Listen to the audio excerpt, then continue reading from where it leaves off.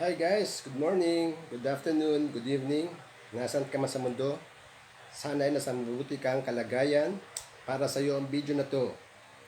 Sa video na to, tuturuan kitang mag-E-flat tuning or half-step down tuning by using your guitar tuner or yung guitar tuner natin at kapo. Ito ang easiest and simplest way to tune your guitar to half-step down or E-flat tuning nga. But before we proceed, hingi lang sana ako maliit na favor. Kung pwede, baka pwedeng pakipindot dyan yung subscribe button at pakisama na rin notification bell para ma-update kita pag may bago pa akong mga videos na parating. Okay? Maraming salamat. Let's proceed.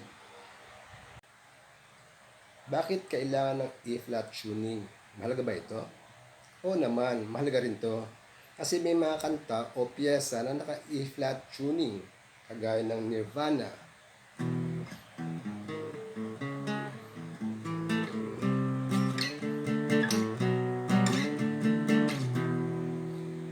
Guns N' Roses,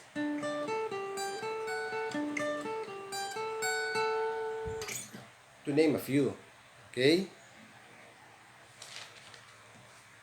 Yan ay mga ilang halimbawa na pwedeng tugtugin sa standard tuning, pero mas maganda pag naka E-flat tuning.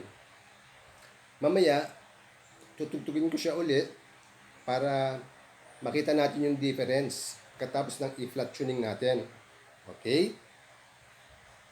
So, let's proceed. We need guitar, of course, guitar tuner o yung tuner natin. Ayan. Tapos, ang kapo. Pag wala pa, bili na.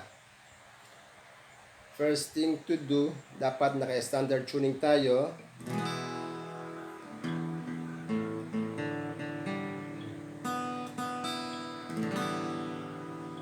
Second, ilagay ang kapo sa first fret. Ayan. Okay? Tapos, standard tuning natin siya. Gamitan natin ng guitar tuner. Okay? Kasi diba standard tuning kanina, E, A, D, G, B, E. Ngayon, tumaas na siya. Pinindot na dito sa magiging F, A sharp, D sharp, G sharp, C, at saka F. Okay? So, standard tuning natin.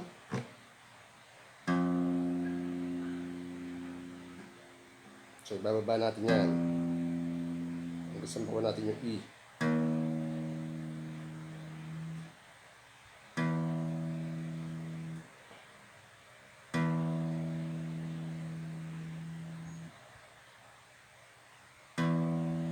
Kasi itong tuner natin, nakadesign to para sa standard tuning. Okay?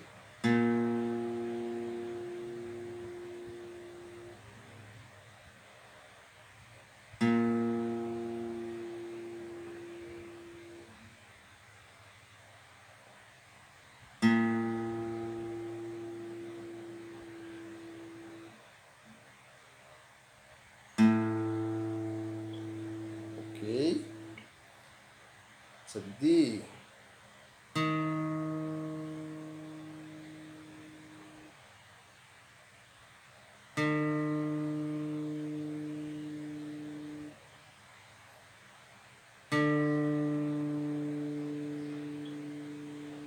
Okay? Sa letrang G.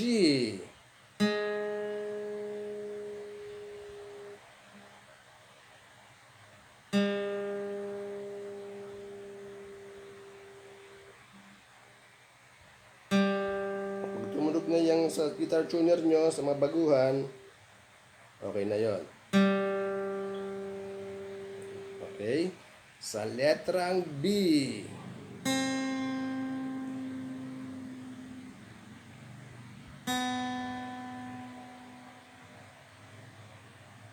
Maganda rin kung may nakafix na tuner sa gitara nyo.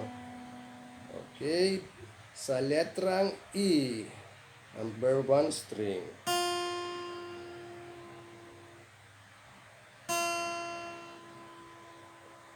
So, laki ng binaba rin, di ba?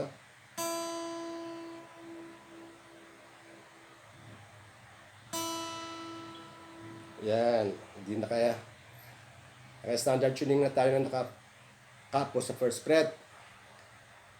Ang fourth move natin, aalisin natin ang kapo sa ating gitara. So, ayan na, nakatuning na tayo ng E-flat tuning. Mas mababa na, di ba? Para kanina. So, tutugtugin natin yung kaninang tinugtog natin. Makikita natin ang difference.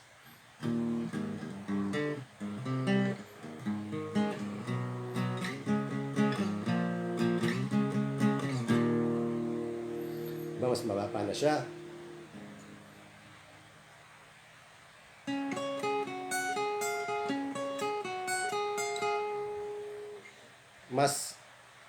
Mas close ang tunog niya sa original, di ba?